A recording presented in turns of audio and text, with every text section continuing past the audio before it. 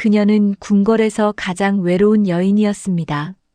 창덕궁 깊은 곳, 아무도 찾지 않는 처소에서 그녀는 홀로 앉아 있었습니다. 한때 왕의 총애를 받았던 여인, 왕자를 낳아 궁중에 희망을 불어넣었던 여인. 그러나 지금은 아무도 그녀를 기억하지 않았습니다. 세자는 그녀의 아들을 경계했고 궁중 사람들은 그녀를 천한 무술이 출신이라 손가락질했습니다. 그녀가 낳은 아들 연인군은 왕위와는 멀어 보였고 오히려 생명의 위협 속에서 하루하루를 버티고 있었습니다. 어머니로서 그녀가 할 수 있는 일은 아무것도 없었습니다. 그저 멀리서 아들의 안위를 걱정하며 조용히 기도하는 것뿐이었습니다. 1718년 그녀는 48세의 나이로 조용히 눈을 감았습니다. 아들이 왕이 되는 모습을 보지 못한 채 평생의 슬픔을 안고 세상을 떠났습니다. 그런데 역사는 놀라운 반전을 기록합니다. 그녀가 죽은 지 6년 후 1724년 그 버림받았던 아들 연인군이 조선의 21대 왕 영조로 즉위합니다. 그리고 52년간 조선 역사상 가장 긴 재위 기간을 기록하며 나라를 안정시키고 개혁을 이끌어냅니다. 숙빈 임씨, 그녀의 삶은 비극이었지만 동시에 역사의 전환점이었습니다. 버림받은 여인이 낳은 아들이 어떻게 위대한 왕이 될 수 있었을까요?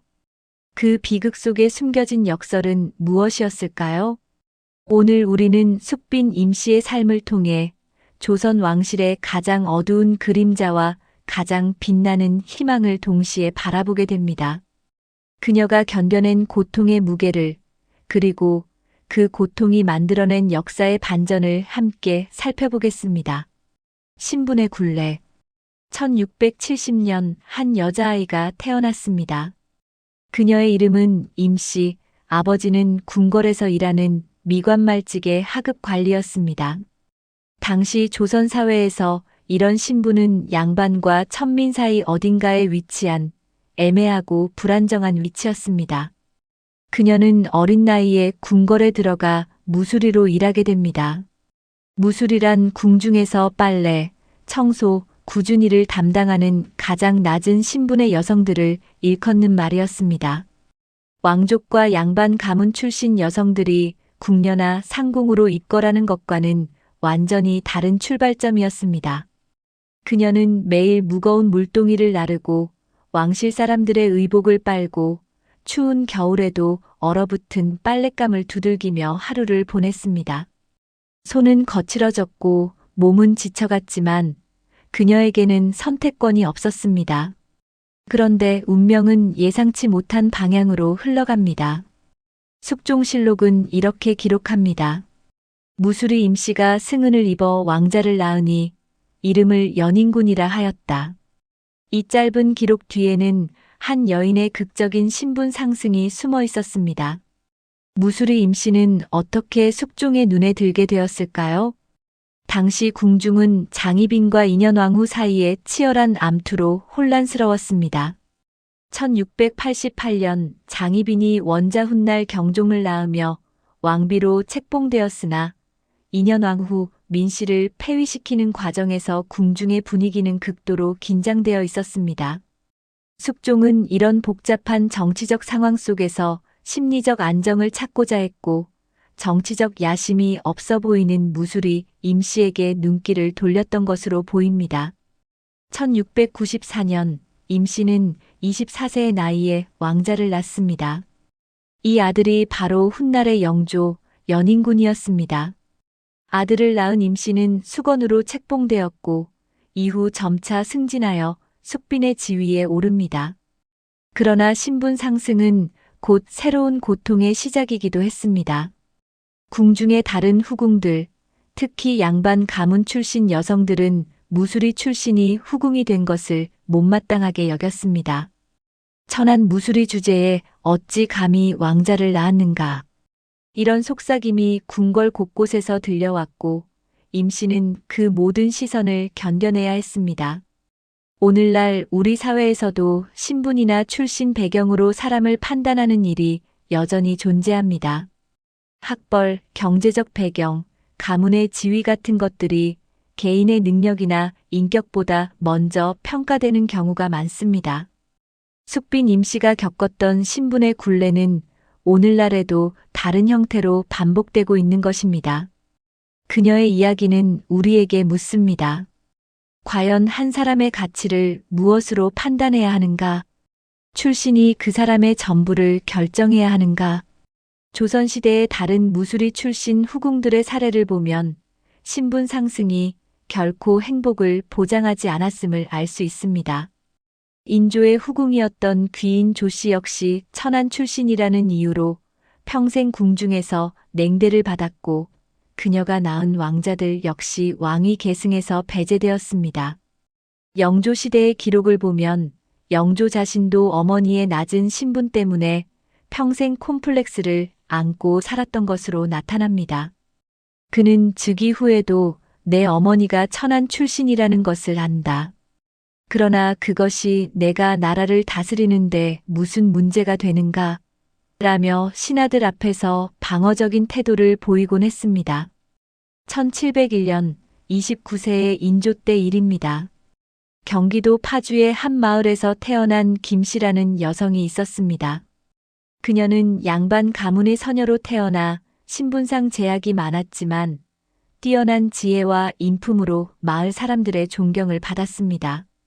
어느 날 마을에 전염병이 돌았을 때 양반가의 부인들은 모두 피신했지만 김씨는 남아서 병자들을 돌보았습니다. 그녀는 약초를 캐고 죽을 끓여 나르며 마을 사람들의 생명을 구했습니다. 전염병이 지나간 후 마을 사람들은 그녀를 우리의 진정한 어른이라 불렀습니다. 출신이 천하다고 손가락질하던 사람들도 이제는 고개를 숙이고 그녀에게 감사를 표했습니다. 이 일은 신분이 아니라 행동이 사람의 가치를 결정한다는 것을 보여주는 사례였습니다. 숙빈 임씨도 비슷한 길을 걸었습니다. 비록 출신은 낮았지만 그녀가 낳고 키운 아들은 조선을 52년간 다스리며 개혁과 안정을 이끌어낸 위대한 왕이 되었습니다. 이 장면이 우리에게 남기는 메시지는 분명합니다.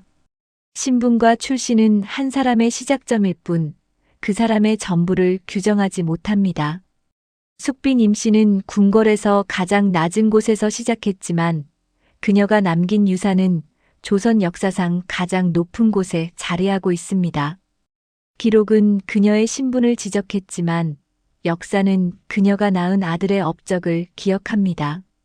우리는 이 진실을 마음에 새겨야 합니다.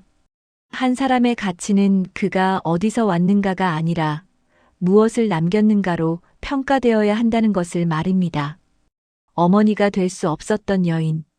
1694년 9월 창덕궁에 왕자의 탄생을 알리는 소리가 울려 퍼졌습니다. 무수리 출신 수건 임씨가 건강한 사내 아이를 낳았다는 소식이었습니다. 숙종은 기뻐하며 아이에게 연인군이라는 이름을 내렸습니다. 그러나 이 기쁨은 오래가지 못했습니다. 궁중에는 이미 세자가 있었습니다. 장희빈이 낳은 원자 훗날의 경종이었습니다. 숙종실록은 다음과 같이 기록합니다.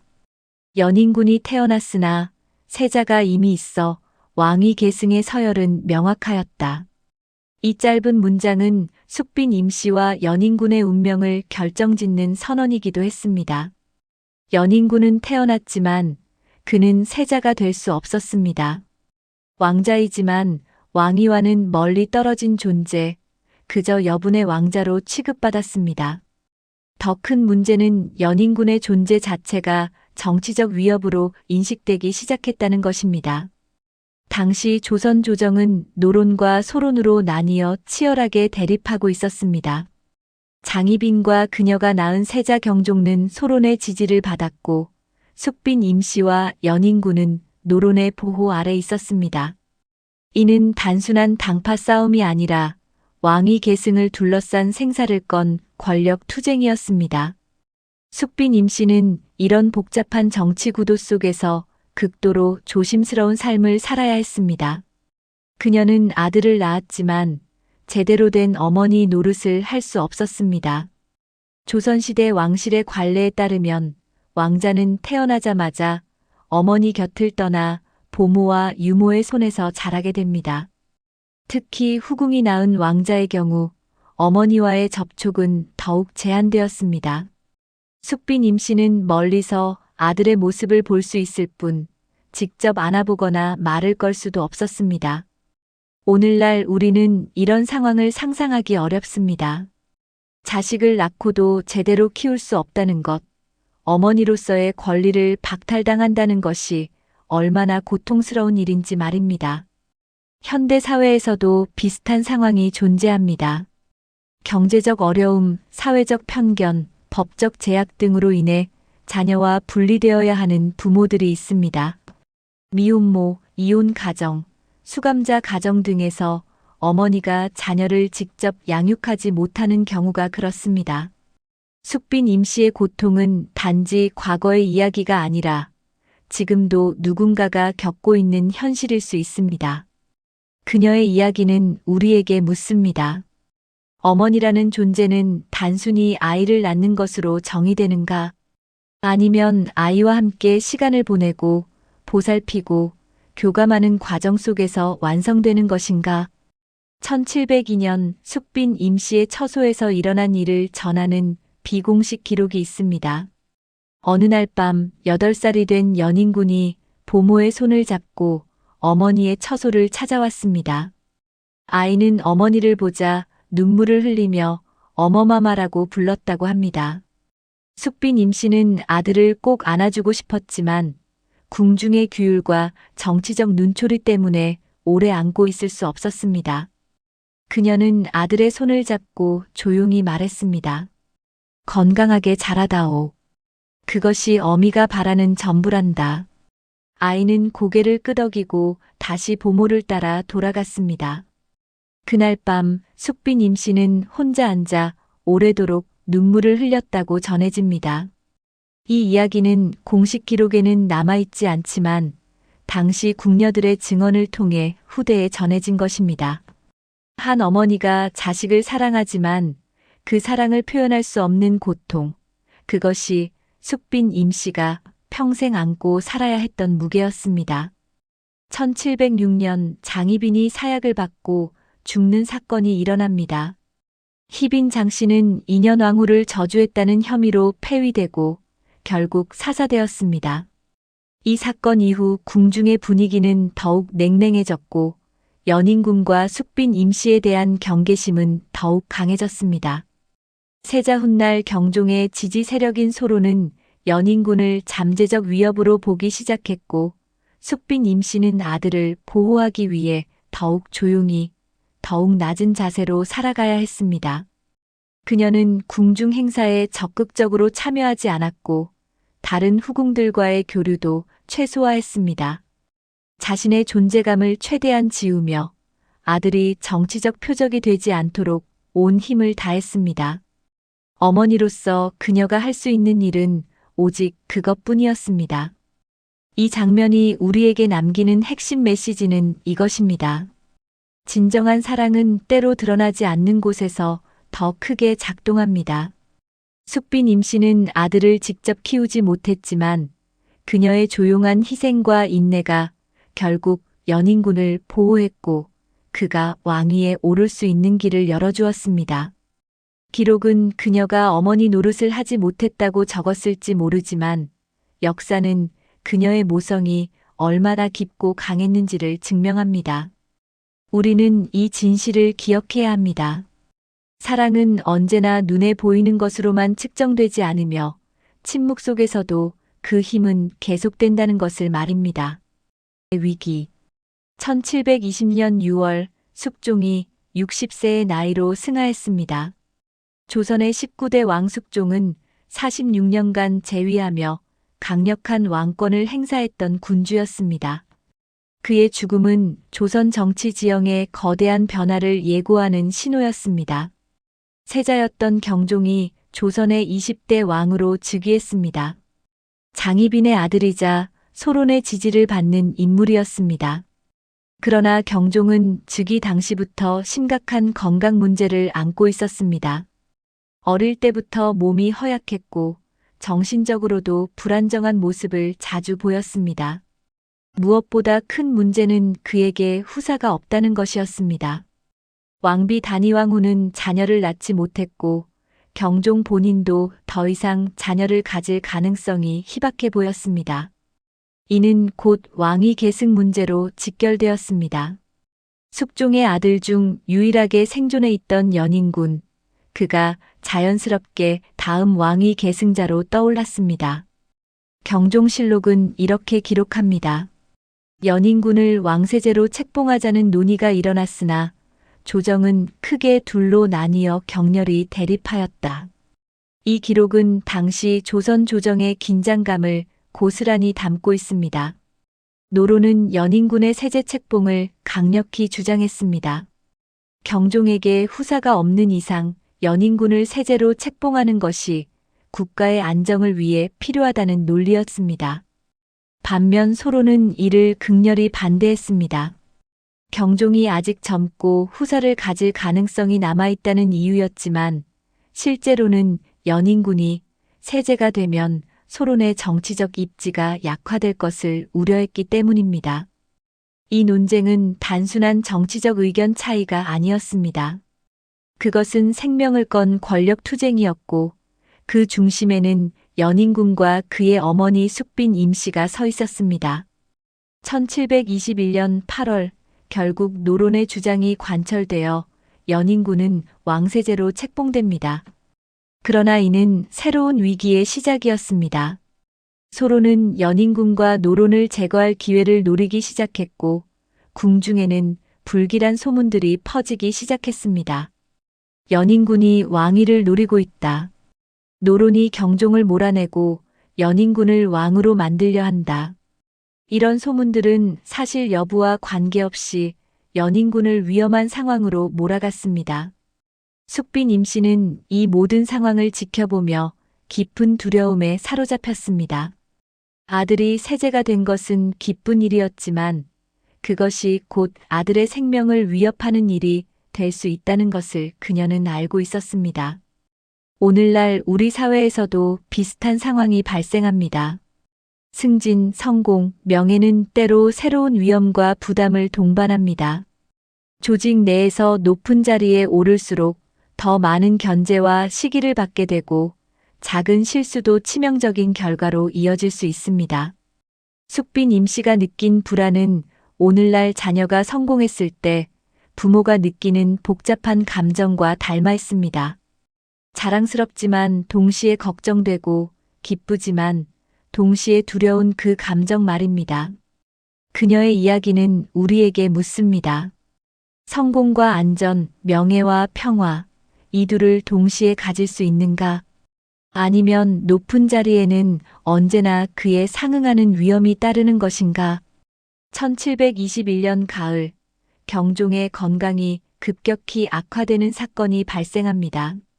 왕이 갑자기 쓰러져 의식을 잃었고 궁중은 큰 혼란에 빠졌습니다. 이때 소론은 이 사건을 이용하여 노론을 공격하기 시작했습니다. 노론이 경종을 독살하려 했다. 연인군이 왕위를 빼앗으려 한다. 이런 주장들이 쏟아졌고 일부 과격한 소론 신하들은 연인군을 제거해야 한다고 주장하기까지 했습니다. 연인군은 극도로 위험한 상황에 처했습니다. 그는 경종을 찾아가 무릎을 꿇고 울며 말했습니다. 신은 왕위를 노린 적이 없습니다. 오직 전하를 섬기는 것만이 신의 도리입니다. 경종은 연인군을 바라보며 복잡한 표정을 지었습니다. 그는 동생을 의심하고 싶지 않았지만 주변의 압력과 소문들이 그를 흔들었습니다. 그날 밤 숙빈 임씨는 혼자 처소에 앉아 하늘을 바라보았습니다. 아들의 안위를 걱정하는 어머니로서 그녀가 할 수 있는 일은 아무것도 없었습니다. 다만 조용히 기도할 뿐이었습니다. 부디 우리 아들이 무사하기를, 이 폭풍이 지나가기를. 1722년 이민옥사라고 불리는 대규모 숙청 사건이 일어납니다. 소로는 노론 신하들을 반역죄로 몰아 대거 처형하고 유배 보냈습니다. 노론의 핵심 인물들이 차례로 제거되었고 연인군의 지지 기반은 급격히 약화되었습니다. 연인군 자신도 언제 공격받을지 모르는 상황에서 극도로 조심스럽게 행동해야 했습니다. 그는 정치에 관여하지 않았고 궁궐 밖을 나가지도 않았으며 심지어 책을 읽는 것조차 조심스러워했습니다. 잘못 보이면 역모로 몰릴 수 있다는 두려움이 그를 짓눌렀습니다. 이런 극한 상황은 2년 가까이 계속되었습니다. 1724년 8월 경종의 건강이 다시 악화되었고 이번에는 회복하지 못했습니다. 경종은 재위 4년 만에 37세의 나이로 승하했습니다. 연인군은 마침내 조선의 21대 왕 영조로 즉위했습니다. 하지만 그때 이미 어머니 숙빈 임씨는 세상을 떠난 지 6년이 지난 후였습니다. 이 장면이 우리에게 남기는 핵심 메시지는 이것입니다. 시련 속에서 견뎌내는 것, 그것이 때로는 가장 큰 용기입니다. 연인군과 숙빈 임씨는 적극적으로 싸우지 않았습니다. 대신 그들은 인내했고 조용히 버텼고 폭풍이 지나가기를 기다렸습니다. 그리고 그 인내가 결국 역사를 바꾸는 힘이 되었습니다. 우리는 이 진실을 기억해야 합니다. 모든 승리가 화려한 전투를 통해 얻어지는 것은 아니며 때로는 침묵과 인내가 가장 강력한 무기가 된다는 것을 말입니다. 어머니의 죽음과 아들이 보지 못한 눈물. 1718년 10월 창덕궁의 한 처소에서 조용한 죽음이 찾아왔습니다. 숙빈 임씨 48세의 나이로 눈을 감았습니다. 공식 기록에는 병사로 적혀 있지만 그녀의 죽음이 단순한 병 때문만은 아니었을 것입니다. 평생 쌓인 고통, 억눌린 슬픔, 아들에 대한 걱정, 그 모든 것이 그녀의 몸과 마음을 서서히 무너뜨렸을 것입니다. 그녀는 죽음을 앞두고 무슨 생각을 했을까요? 아들 연인군의 얼굴을 떠올렸을까요? 그가 왕이 되는 모습을 꿈꾸었을까요? 아니면 그저 평범한 삶을 살았다면 어땠을까 하는 아쉬움을 품었을까요? 숙종실록은 숙빈 임씨의 죽음을 이렇게 기록합니다. 숙빈 임씨가 조라니 왕세자 연인군과 깊이 슬퍼하며 상복을 입었다. 단 한 줄의 기록입니다. 48년의 삶, 무수리에서 후궁으로 왕자의 어머니로 살았던 한 여인의 생애가 이 한 줄로 압축되어 있습니다. 하지만 이 짧은 기록 뒤에는 헤아릴 수 없는 슬픔이 숨어 있었습니다. 연인군은 어머니의 죽음 앞에서 처음으로 자신의 감정을 드러냈습니다. 평소 정치적 이유로 감정을 억누르고 살았던 그였지만 어머니의 죽음 앞에서만큼은 눈물을 참을 수 없었습니다. 그는 어머니의 빈소 앞에 무릎을 꿇고 오래도록 울었다고 전해집니다. 어머마마 소자가 아직 아무것도 드리지 못했습니다. 어머마마께서는 평생 고생만 하시고 가십니다. 소자가 왕이 되어 어머마마를 편히 모실 수 있을 때까지 기다려주시지 못하셨습니까? 이런 말들이 빈소를 가득 채웠고 함께 있던 신하들도 눈시울을 붉혔다고 합니다. 숙빈 임씨의 장례는 후궁의 예법에 따라 조촐하게 치러졌습니다. 화려하지도 성대하지도 않은 장례였습니다. 그녀는 파주의 한 언덕에 묻혔고 묘비에는 간단한 이름과 직함만 새겨졌습니다.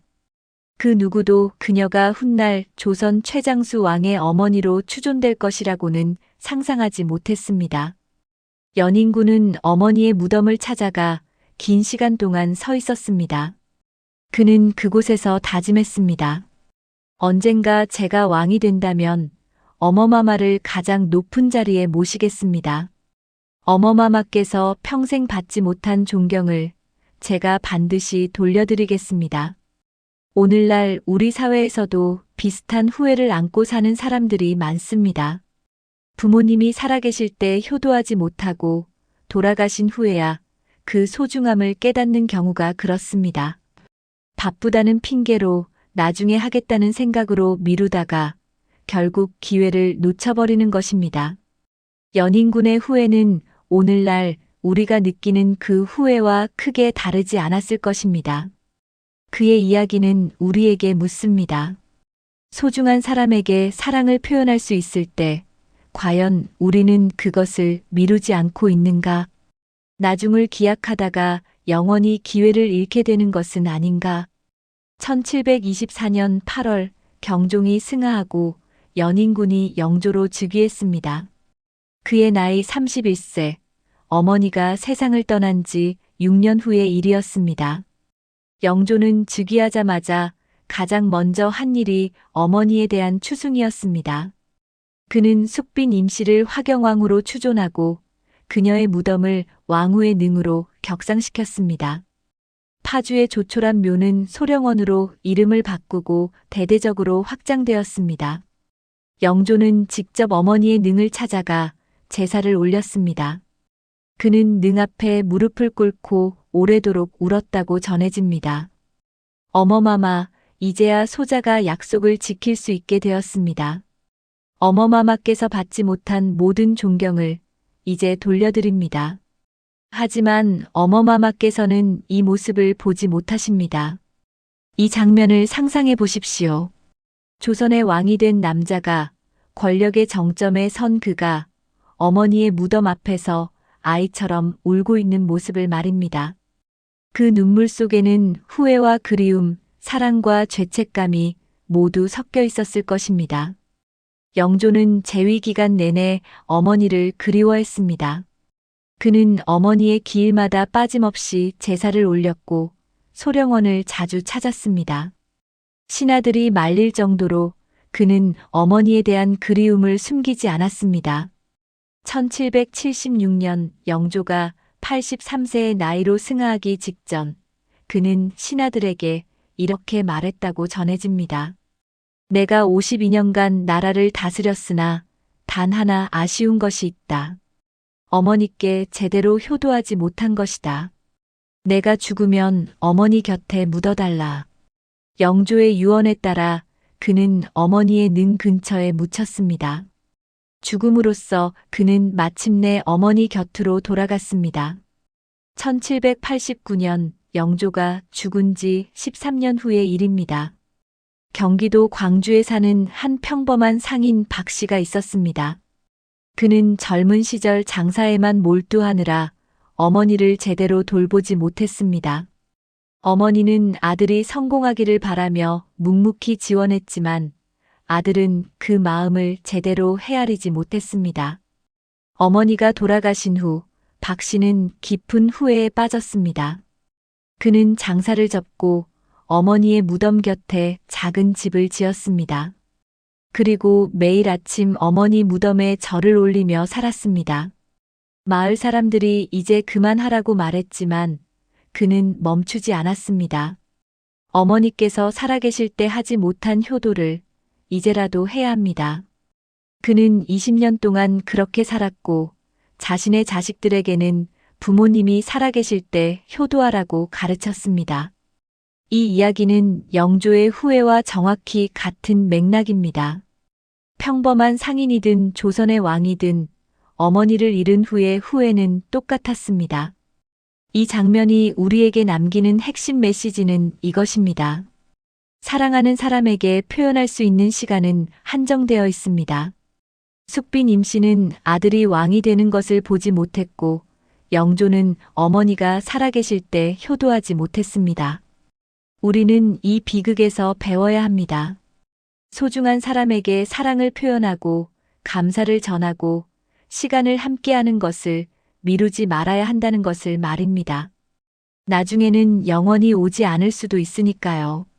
끊임없는 그리움. 1724년 8월 30일 조선의 새로운 왕이 탄생했습니다. 경종의 갑작스러운 승하 이후 왕세제였던 연인군이 조선의 21대 왕 영조로 즉위한 것입니다. 하지만 이 즉위는 축복받은 출발이 아니었습니다. 경종의 죽음을 둘러싼 의혹, 노론과 소론의 극심한 대리, 그리고 영조 자신에 대한 불신이 궁중과 조정을 가득 채우고 있었습니다. 무엇보다 영조를 괴롭힌 것은 자신의 출신에 대한 콤플렉스였습니다. 어머니가 천안 무수리 출신이라는 사실은 평생 그를 따라다녔습니다. 신하들 중 일부는 그의 정통성을 의심했고, 민간에서는 무수리의 아들이 어떻게 왕이 되었는가라는 수군거림이 끊이지 않았습니다. 영조실록은 즉위 초반의 상황을 이렇게 기록합니다. 왕이 즉위하였으나 조정은 여전히 당론으로 갈라져 있었고 민심 또한 불안하였다. 이 기록은 영조가 얼마나 어려운 상황에서 왕위에 올랐는지를 보여줍니다. 그러나 영조는 이 모든 어려움 속에서도 가장 먼저 한 일이 있었습니다. 바로 어머니 숙빈 임씨를 추승하는 것이었습니다.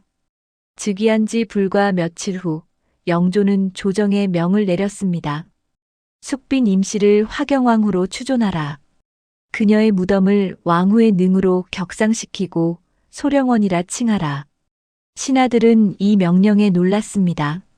즉위 초반의 불안정한 정치 상황에서 가장 먼저 처리해야 할 일이 수두룩했는데 왕은 어머니의 추승을 최우선으로 삼은 것입니다.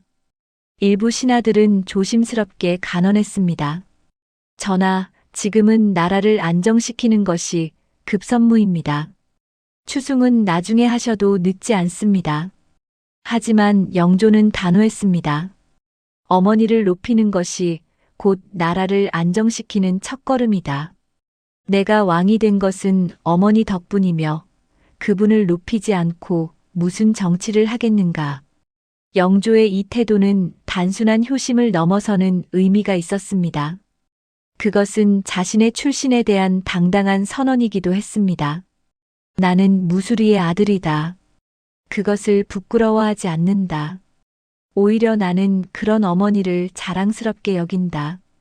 이런 메시지를 조정과 백성들에게 전달한 것입니다. 오늘날 우리 사회에서도 출신이나 배경 때문에 위축되는 사람들이 많습니다. 가난한 집안 출신, 지방 출신, 학벌이 낮은 사람들은 종종 자신의 배경을 숨기거나 부끄러워합니다. 하지만 영조는 정반대의 태도를 보였습니다. 그는 자신의 출신을 숨기지 않았고 오히려 적극적으로 드러내며 어머니를 높였습니다. 그의 이야기는 우리에게 묻습니다. 우리는 우리의 뿌리를 부끄러워해야 하는가? 아니면 그것을 당당히 받아들이고 오히려 자랑스러워해야 하는가? 영조는 재위 기간 내내 어머니에 대한 그리움을 숨기지 않았습니다. 그는 매년 어머니의 기일에 소령원을 찾아가 제사를 올렸습니다. 비가 오나 눈이 오나 몸이 아파도 그는 어머니의 능을 찾는 것을 거르지 않았습니다. 신하들이 전하, 날씨가 좋지 않으니 다음에 가시지요라고 말하면 영조는 이렇게 대답했습니다. 어머니께서는 평생 비바람 속에서 사셨다. 내가 이 정도 비를 못 맞겠는가. 1740년 영조 재위 16년째의 일입니다. 가뭄이 심해 백성들이 고통받고 있었고 영조는 하늘의 비를 빌기 위해 기우제를 지냈습니다. 그런데 그는 기우제를 지내면서 이렇게 말했습니다. 하늘이시여, 이 나라 백성들에게 비를 내려주소서. 만약 누군가 벌을 받아야 한다면 나를 벌하소서. 나는 천안 출신의 아들이기에 하늘의 뜻을 제대로 받들지 못한 것입니다. 이 말을 듣고 조정의 신하들은 모두 눈물을 흘렸다고 전해집니다. 왕이 스스로를 낮추며 백성을 위해 기도하는 모습에 감동받은 것입니다. 영조의 이런 태도는 평생 변하지 않았습니다. 그는 자신이 천안 출신이라는 것을 인정하면서도 그것을 극복하려 노력했습니다. 그 극복은 어머니를 부인하는 것이 아니라 오히려 어머니를 더욱 높이는 방식으로 이루어졌습니다. 1756년 영조 재위 32년째의 일입니다. 경상도 안동에 사는 한 양반 가문의 아들 이씨가 있었습니다. 그는 서자 출신이었기에 가문 내에서 항상 차별받았습니다. 적자인 형제들은 그를 서자 주제라고 무시했고 집안 어른들도 그를 대놓고 차별했습니다. 이 씨는 자신의 처지를 한탄하며 방황했습니다. 그러던 어느 날 그는 서울에 올라와 영조의 행차를 보게 되었습니다. 영조는 행차 중에 백성들에게 이렇게 말했습니다.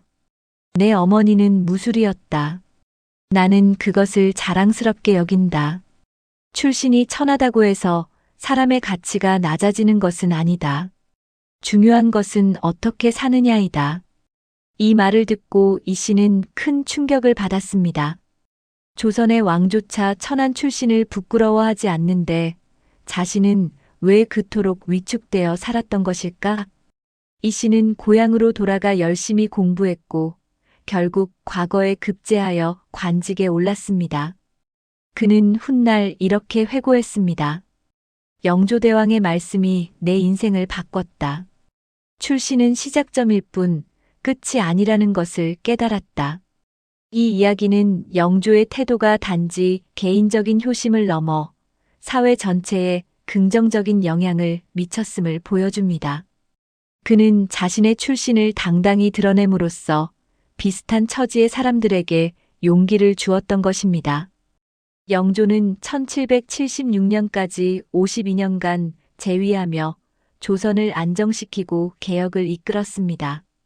그는 균역법을 시행해 백성의 부담을 줄였고 탕평책을 펼쳐 당파 싸움을 완화하려 노력했습니다. 신문고를 부활시켜 백성들의 억울함을 직접 들었고 법전을 정비해 공정한 통치의 기반을 마련했습니다. 이 모든 업적은 천한 출신의 아들이 이루어낸 것이었습니다. 영조는 자신의 출신을 극복한 것이 아니라 그것을 인정하고 받아들이며 오히려 그것을 힘으로 삼았습니다. 그리고 그 힘의 원천에는 항상 어머니 숙빈 임씨가 있었습니다. 이 장면이 우리에게 남기는 핵심 메시지는 이것입니다. 우리의 뿌리는 우리를 규정하지 않습니다. 영조는 무수리의 아들이었지만 조선 최장수 왕이 되었습니다. 그는 출신을 부끄러워하지 않았고 오히려 그것을 인정하고 당당히 살아갔습니다. 우리는 이 진실을 기억해야 합니다.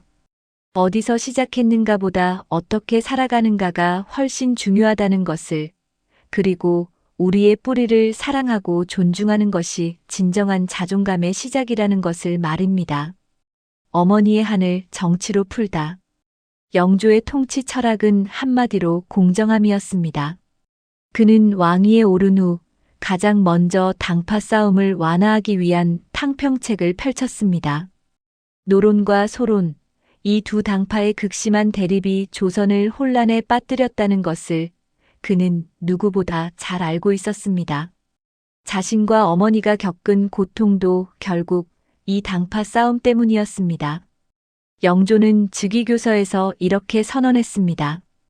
당론을 버리고 인재를 고르게 등용하라. 노론이든 소론이든 능력 있는 자를 쓰겠다. 영조실록은 이 선언을 이렇게 기록합니다. 왕이 탕평을 선포하니 조정이 크게 놀랐다. 이는 역대 왕들이 시도하지 못한 파격적인 정책이었다. 탕평책은 단순히 정치적 구호가 아니었습니다. 영조는 실제로 노론과 소론 양쪽에서 고르게 인재를 등용했습니다. 노론 출신 신하가 영의정이 되면 소론 출신을 좌의정이나 우의정으로 임명했습니다. 양쪽이 견제하고 균형을 이루도록 한 것입니다. 하지만 이 정책은 쉽지 않았습니다. 양쪽 모두에서 불만이 터져나왔습니다.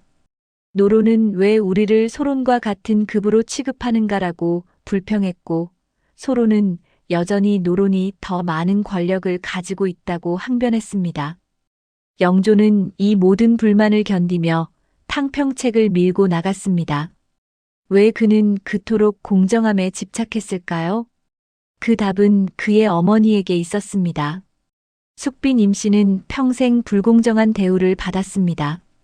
출신이 낮다는 이유로, 정치적으로 약한 편에 섰다는 이유로 그녀는 정당한 존중을 받지 못했습니다. 영조는 어머니가 겪은 그 불공정함을 온몸으로 느끼며 자랐습니다. 그래서 그는 왕이 된 후 모든 사람을 공정하게 대하는 사회를 만들고자 했습니다. 탕평책은 단지 정치적 안정을 위한 수단이 아니라 어머니의 한을 풀어드리는 방법이기도 했던 것입니다. 오늘날 우리 사회에서도 공정성은 가장 중요한 가치 중 하나입니다. 출신, 배경, 인맥에 따라 기회가 불평등하게 주어지는 현실에 많은 사람들이 분노합니다. 공정한 경쟁, 기회의 평등은 현대인들이 가장 절실히 요구하는 것입니다. 영조의 탕평책은 300년 전에 이미 이 문제를 다루려 했던 시도였습니다. 그의 이야기는 우리에게 묻습니다. 진정한 공정함이란 무엇인가? 단지 규칙을 공평하게 적용하는 것인가? 아니면 불공정한 출발선을 바로잡아주는 것까지 포함하는가? 영조는 탕평책과 함께 또 하나의 중요한 개혁을 단행했습니다. 바로 균역법이었습니다. 1750년 영조 제위 26년째에 시행된 균역법은 백성들의 군포 부담을 절반으로 줄이는 획기적인 정책이었습니다. 당시 조선의 평민들은 1년에 군포 2피를 납부해야 했습니다. 이는 가난한 백성들에게 엄청난 부담이었고 군포를 내지 못해 집을 떠나는 사람들이 속출했습니다. 영조는 이것을 1필로 줄였습니다. 신하들은 반대했습니다. 전하, 국가 재정이 감당하지 못할 것입니다. 군포를 줄이면 군사력이 약화됩니다. 하지만 영조는 단호했습니다. 백성이 편안해야 나라가 안정된다. 백성의 고통을 외면하면서 무슨 부국 강병을 논하겠는가. 영조실록은 균역법 시행을 이렇게 기록합니다. 왕이 균역법을 반포하니 백성들이 크게 기뻐하며 왕의 은혜를 칭송하였다. 영조가 균역법을 시행한 배경에도 어머니의 그림자가 있었습니다. 숙빈 임씨는 평생 가난과 천대 속에서 살았습니다. 무수리 시절 그녀는 궁중에서 가장 힘든 일을 하며 근근히 살아갔습니다. 후궁이 된 후에도 그녀는 물질적으로 풍요롭지 못했고 정치적으로 약한 위치에 있었습니다. 영조는 어머니가 겪었던 그 가난과 무력함을 잊지 않았습니다. 그래서 그는 왕이 된 후 가난한 백성들의 부담을 줄이는 정책을 펼친 것입니다. 균역법은 단지 경제 정책이 아니라 어머니를 향한 그리움과 속죄의 표현이기도 했습니다. 1752년 균역법 시행 2년 후의 일입니다. 전라도 나주에 사는 한 농부 최 씨가 있었습니다. 그는 평생 군포 2피를 내느라 가족을 제대로 먹이지 못했습니다. 아내는 병들었고 아이들은 굶주렸으며 그 자신도 빚더미에 앉아 있었습니다. 그런데 균역법이 시행되면서 군포 부담이 절반으로 줄었습니다. 최 씨는 그 여유로 논 한마지기를 더 경작할 수 있게 되었고 가족을 조금이나마 더 나은 환경에서 살게 할 수 있었습니다. 그는 마을 사람들과 함께 임금의 은혜에 감사하며 제사를 지냈습니다. 영조대왕께서는 우리 같은 백성을 생각하시는구나. 천한 출신의 아들이라고 무시하던 사람들이 있었지만 이분이야말로 진정한 성군이시다. 이 이야기는 영조의 정책이 실제로 백성들의 삶을 개선했음을 보여줍니다. 그의 어머니에 대한 그리움은 개인적 감정에 머물지 않고 국가 전체의 복지로 확장되었던 것입니다. 영조는 또한 신문고를 부활시켜 백성들의 억울함을 직접 들었습니다. 신문고는 원래 세종 때 만들어졌으나 오랫동안 제대로 작동하지 않았습니다. 영조는 이것을 다시 활성화시키고 백성들이 직접 왕에게 호소할 수 있는 길을 열어주었습니다. 어느 날 한 과부가 신문고를 쳤습니다. 그녀는 관리의 부정으로 땅을 빼앗겼고 억울함을 호소할 곳이 없었습니다. 영조는 직접 그녀의 이야기를 듣고 조사를 명령했습니다. 결과적으로 부정을 저지른 관리는 처벌받았고 과부는 땅을 되찾았습니다. 영조는 이 사건 이후 신하들에게 이렇게 말했습니다. 과부와 고아, 약한 자들의 호소를 외면하지 마라. 내 어머니도 약한 자였다. 나는 그들의 고통을 안다. 이 말 속에는 영조의 통치 철학이 고스란히 담겨 있었습니다. 그는 약자를 보호하고 불공정을 바로잡고 모든 사람이 존중받는 사회를 만들고자 했습니다. 그리고 그 모든 노력의 중심에는 어머니 숙빈 임씨가 있었습니다. 이 장면이 우리에게 남기는 핵심 메시지는 이것입니다. 개인적 고통은 사회적 책임으로 승화될 수 있습니다. 영조는 어머니와 자신이 겪은 불공정을 원망하고 복수하는 대신 그것을 다른 이들이 겪지 않도록 막는 정책으로 풀어냈습니다. 그의 개인적 그리움과 속죄는 조선 백성 전체의 복지로 확장되었습니다. 우리는 이 진실을 기억해야 합니다. 우리가 겪은 고통은 우리를 무너뜨릴 수도 있지만 동시에 다른 이들을 도우려는 힘이 될 수도 있다는 것을, 그리고 진정한 치유는 자신만을 위한 것이 아니라 모두를 위한 것일 때 완성된다는 것을 말입니다. 비극이 만들어낸 위대한 유산. 1776년 3월 5일 영조가 83세의 나이로 승하했습니다. 그는 1724년 즉위한 이후 52년간 조선을 다스렸습니다. 조선왕조 519년 역사상 가장 긴 재위 기간이었습니다. 무수리의 아들, 정통성을 의심받던 왕자, 평생 출신 콤플렉스에 시달렸던 인물이 결국 조선 최장수 왕이 되어 역사에 이름을 남긴 것입니다. 영조가 죽던 날 조선 팔도에서 백성들이 울었다고 전해집니다.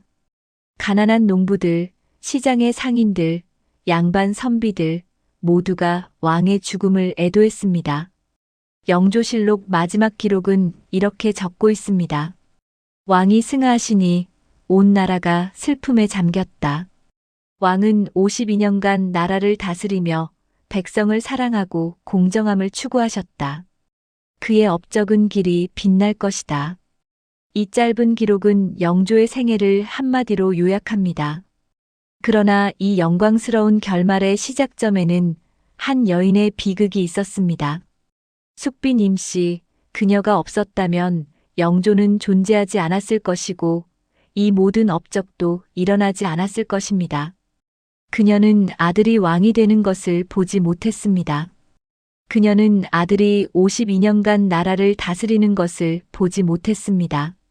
그녀는 자신이 낳은 아들이 조선 역사상 가장 위대한 왕 중 한 명으로 기억될 것이라는 사실을 알지 못한 채 죽었습니다. 하지만 역사는 그녀를 잊지 않았습니다. 영조가 평생 어머니를 그리워하고 어머니의 한을 풀기 위해 노력했기 때문입니다. 영조는 재위 내내 어머니를 언급했습니다. 신하들과 정책을 논의할 때도, 백성들에게 교서를 내릴 때도 그는 종종 어머니 이야기를 꺼냈습니다. 내 어머니는 천한 출신이었으나 나는 그분을 존경한다. 내 어머니께서 고생하신 것을 생각하면 백성의 어려움을 외면할 수 없다. 이런 말들이 영조의 교서와 발언 곳곳에 등장합니다. 그는 어머니를 숨기지 않았고 오히려 적극적으로 드러냈습니다. 이것은 당시로서는 매우 파격적인 태도였습니다. 조선시대 왕들은 대부분 자신의 출신이나 가족 배경 중 불명예스러운 부분을 숨기려 했습니다. 하지만 영조는 정반대였습니다. 그는 자신의 출신을 당당히 밝히고 어머니를 최고의 자리에 올렸습니다. 오늘날 우리 사회에서도 비슷한 교훈을 얻을 수 있습니다. 성공한 사람들 중 일부는 자신의 과거를 숨기려 합니다. 가난했던 시절, 실패했던 경험, 부끄러웠던 순간들을 지우려 합니다. 하지만 진정으로 위대한 사람은 자신의 과거를 인정하고 오히려 그것을 힘으로 만듭니다. 영조가 바로 그런 사람이었습니다. 그의 이야기는 우리에게 묻습니다. 진정한 성공이란 과거를 지우는 것인가, 아니면 과거를 인정하고 그것에서 배우는 것인가? 영조의 52년 재위 동안 이룬 업적들을 살펴보면 그것이 단순히 개인의 능력만으로 이루어진 것이 아님을 알 수 있습니다. 탕평책으로 당파 싸움을 완화했습니다. 비록 완전히 해결하지는 못했지만 노론과 소론의 극단적 대립을 줄이고 조정을 안정시켰습니다. 균역법으로 백성의 부담을 줄였습니다. 이는 조선 후기 경제개혁의 중요한 출발점이 되었습니다. 속대전을 편찬해 법전을 정비했습니다. 이는 공정한 통치의 기반을 마련했습니다. 교육을 강화하고 과거 제도를 개선했습니다. 더 많은 인재가 등용될 수 있는 길을 열었습니다. 이 모든 업적의 중심에는 공정함이라는 가치가 있었습니다. 그리고 그 공정함의 원천에는 어머니 숙빈 임씨가 있었습니다. 영조는 어머니가 받지 못한 공정한 대우를 조선 백성 모두에게 주고자 했던 것입니다. 1770년 영조 제위 46년째의 일입니다. 충청도 청주에 사는 한 선비정 씨가 영조의 행차를 보러 서울로 올라왔습니다. 그는 77세의 노왕이 여전히 정정한 모습으로 백성들에게 인사하는 것을 보고 깊은 감동을 받았습니다. 행차가 끝난 후 정 씨는 주변 사람들에게 이렇게 말했습니다. 저분이 무수리의 아들이라고 무시하던 사람들이 있었지. 하지만 이제 보라. 저분은 조선 역사상 가장 오래, 가장 훌륭하게 나라를 다스리셨다. 출신이 사람을 규정하는 것이 아니라 사람이 자신의 출신을 규정하는 것이구나. 정 씨는 고향으로 돌아가 자신의 손자들에게 영조의 이야기를 들려주었습니다. 너희들은 양반 가문에서 태어났으니 감사해야 한다. 하지만 출신에 교만하지 마라. 영조대왕처럼 겸손하고 백성을 사랑하는 사람이 되어라. 이 가르침은 정씨 가문에 대대로 전해졌고 후손들은 영조를 본받아 검소하고 공정하게 살려 노력했습니다. 이 이야기는 영조의 영향이 단지 정치적 업적에 그치지 않고 사회 전반의 가치관에까지 미쳤음을 보여줍니다. 그는 한 세대를 넘어 여러 세대에 걸쳐 사람들에게 영감을 주었습니다. 영조가 죽은 후 그의 뒤를 이어 정조가 즉위했습니다. 정조는 할아버지 영조를 깊이 존경했고 그의 정책을 계승하려 노력했습니다. 정조는 즉위 후 가장 먼저 증조 할머니인 숙빈 임씨의 능을 참배했습니다. 그리고 이렇게 말했습니다. 증조 할마마께서 아니었다면 할아버지도 그리고 나도 없었을 것입니다. 우리 왕실의 진정한 뿌리는 바로 이곳에 있습니다. 정조의 이 말은 숙빈 임씨의 유산이 단지 영조에게만 그친 것이 아니라 그 다음 세대까지 이어졌음을 보여줍니다. 한 여인의 고통과 희생이 두 명의 위대한 왕을 만들어낸 것입니다. 이 장면이 우리에게 남기는 최종 메시지는 이것입니다. 비극은 끝이 아니라 시작일 수 있습니다. 숙빈 임씨의 삶은 비극이었습니다. 그녀는 사랑받지 못했고 존중받지 못했고 아들이 왕이 되는 것조차 보지 못하고 죽었습니다. 하지만 그녀의 비극은 아들을 통해 위대한 유산으로 변환되었습니다. 영조는 어머니의 고통을 기억하며 공정하고 자비로운 왕이 되었고 조선 역사상 가장 긴 재위 기간 동안 백성을 섬겼습니다. 우리는 이 진실을 기억해야 합니다. 우리가 겪는 고통과 슬픔이 무의미하지 않으며 그것이 언젠가는 누군가에게 또는 우리 자신에게 큰 의미로 돌아올 수 있다는 것을, 그리고 진정한 위대함은 화려한 출발이 아니라 묵묵한 인내와 사랑에서 나온다는 것을 말입니다. 사랑하는 여러분, 우리는 지금까지 한 여인의 삶을 따라 조선 역사의 한 시대를 걸어왔습니다. 무수리에서 후궁으로, 왕자의 어머니로, 그러나 끝내 어머니 노릇조차 제대로 하지 못한 채 세상을 떠난 여인 숙빈 임씨의 이야기였습니다. 그녀의 삶을 돌아보며 우리는 7가지 장면을 통해 역사의 아이러니를 목격했습니다. 신분의 굴레에 갇혀 평생 천대받았던 여인이 조선 최장수 왕의 어머니가 되었다는 역설을 보았습니다. 왕자를 낳고도 어머니로서의 권리를 빼앗겼던 여인이 결국 그 아들을 통해 역사에 이름을 남겼다는 반전을 확인했습니다. 위기와 절망 속에서도 조용히 견뎌낸 모자가 마침내 조선의 왕과 국모로 재평가되었다는 드라마를 경험했습니다. 어머니의 죽음을 보며 평생 후회하며 산 아들이 그 후회를 나라 전체를 위한 정책으로 승화시켰다는 감동을 느꼈습니다. 출신 콤플렉스에 시달리던 왕이 오히려 그것을 인정하고 당당해짐으로써 진정한 존경을 받았다는 교훈을 배웠습니다. 개인적 고통이 사회적 책임으로 변환되었고 한 여인의 비극이 한 시대의 희망이 되었습니다. 그리고 52년간의 긴 재위를 통해 비극 속에서도 위대한 유산이 탄생할 수 있음을 확인했습니다. 영조실록은 영조의 마지막을 기록하며 이렇게 적었습니다. 왕은 평생 어머니를 그리워하였고 그 그리움이 백성을 사랑하는 마음으로 이어졌다. 이 한 문장은 숙빈 임씨와 영조 그리고 조선 백성 전체를 하나로 잇는 실타래였습니다. 한 어머니의 고통이 한 아들의 동력이 되었고 한 아들의 그리움이 한 나라의 복지로 확장되었습니다. 오늘날 우리가 이 이야기에서 배워야 할 핵심은 무엇일까요? 첫째, 출신과 배경은 사람의 가치를 결정하지 못한다는 것입니다. 숙빈 임씨는 가장 낮은 곳에서 시작했지만 그녀의 유산은 가장 높은 곳에 남았습니다. 둘째, 고통은 끝이 아니라 새로운 시작이 될 수 있다는 것입니다. 영조는 어머니와 자신이 겪은 불공정을 원망 대신 개혁의 동력으로 삼았습니다. 셋째, 진정한 사랑은 눈에 보이지 않는 곳에서도 그 힘을 발휘한다는 것입니다. 숙빈 임씨는 아들을 직접 키우지 못했지만 그녀의 희생과 인내가 결국 아들을 지켰습니다. 넷째, 과거를 인정하고 당당해질 때 진정한 존중을 얻을 수 있다는 것입니다. 영조는 자신의 출신을 숨기지 않고 오히려 드러냄으로써 더 큰 존경을 받았습니다. 다섯째, 개인의 후회와 그리움이 사회 전체를 이롭게 하는 힘이 될 수 있다는 것입니다.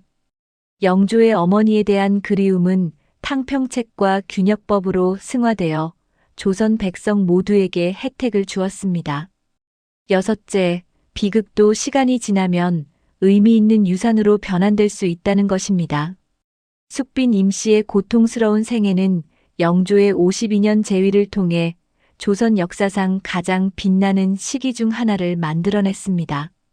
일곱째, 진정한 위대함은 화려한 출발이 아니라 묵묵한 인내에서 나온다는 것입니다. 숙빈 임씨와 영조 모두 조용히 견디고 참았으며 그 인내가 결국 역사를 바꿨습니다. 우리는 이 7가지 교훈을 가슴에 새겨야 합니다. 숙빈 임씨의 이야기는 300년 전 궁궐에서 일어난 먼 옛날의 이야기가 아닙니다. 그것은 지금 이 순간에도 누군가가 겪고 있는 또는 앞으로 겪게 될 수 있는 우리 모두의 이야기입니다. 부당한 차별을 견디는 사람, 자식을 제대로 돌보지 못해 괴로워하는 부모, 출신 때문에 위축되는 사람, 과거의 후회를 안고 사는 사람, 이 모든 이들에게 숙빈 임씨와 영조의 이야기는 위로와 희망이 됩니다.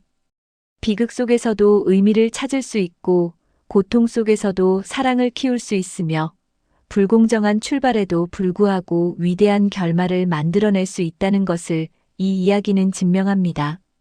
여러분, 우리는 오늘 한 여인의 삶을 통해 조선 역사의 한 시대를 깊이 들여다보았습니다. 숙빈 임씨, 그녀는 버림받은 여인이었지만 동시에 위대한 왕의 어머니였습니다.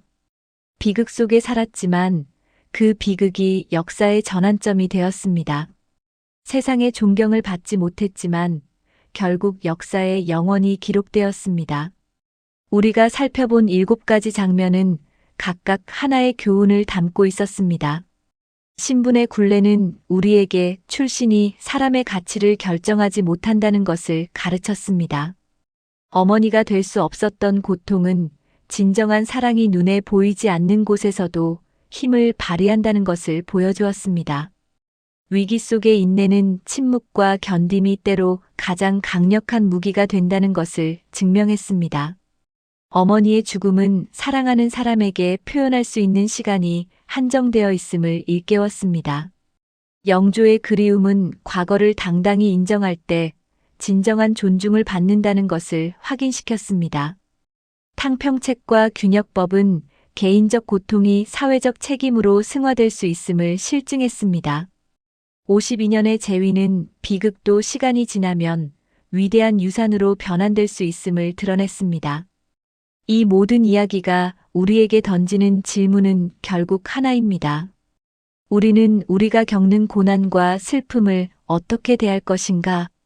그것을 원망과 분노로 삼을 것인가? 아니면 성장과 변화의 계기로 만들 것인가? 숙빈 임씨와 영조는 후자를 선택했습니다. 그들은 고통을 견뎠고 불공정을 참았으며 슬픔 속에서도 사랑을 놓지 않았습니다. 그리고 그 선택이 결국 조선 역사상 가장 빛나는 52년을 만들어냈습니다. 오늘 이 이야기 중에서 여러분의 마음에 가장 깊이 남은 장면은 무엇이었나요? 무수리에서 왕의 어머니가 된 여인의 반전이었나요? 아들을 직접 키우지 못한 어머니의 고통이었나요? 죽은 어머니 앞에서 울던 영조의 눈물이었나요? 아니면 52년간 어머니를 그리워하며 백성을 섬긴 왕의 헌신이었나요? 어떤 장면이든 그것이 여러분의 삶에 작은 변화를 가져올 수 있기를 바랍니다. 부당한 대우를 받을 때 숙빈 임씨를 떠올리며 인내할 수 있기를, 소중한 사람에게 사랑을 표현하지 못하고 있다면 영조의 후회를 기억하며 지금 바로 말할 수 있기를, 자신의 과거나 출신 때문에 위축되어 있다면 영조의 당당함을 본받아 자신을 있는 그대로 받아들일 수 있기를 바랍니다. 역사는 먼 옛날의 이야기가 아닙니다. 그것은 지금 우리가 살아가는 이 순간과 연결되어 있고 우리에게 길을 비춰주는 등불입니다. 숙빈 임씨와 영조의 이야기가 여러분에게도 그런 등불이 되었기를 바랍니다. 만약 오늘 이야기가 의미 있었다면 좋아요를 눌러주시고 댓글로 여러분의 생각을 나눠주세요. 여러분이 가장 인상 깊었던 장면은 무엇인가요? 혹은 다뤄보고 싶은 다른 역사 인물이나 사건이 있다면 알려주세요. 여러분의 의견이 다음 이야기를 만드는데 큰 도움이 됩니다. 긴 시간 함께 걸어주셔서 감사합니다. 역사 속 인물들의 삶이 오늘을 사는 우리에게 작은 위로와 큰 용기가 되기를 바랍니다. 다음 시간에도 또 다른 시대의 숨결과 잊혀진 이들의 목소리를 함께 만나러 갑시다. 여러분의 하루에 평안이 함께하기를 바랍니다.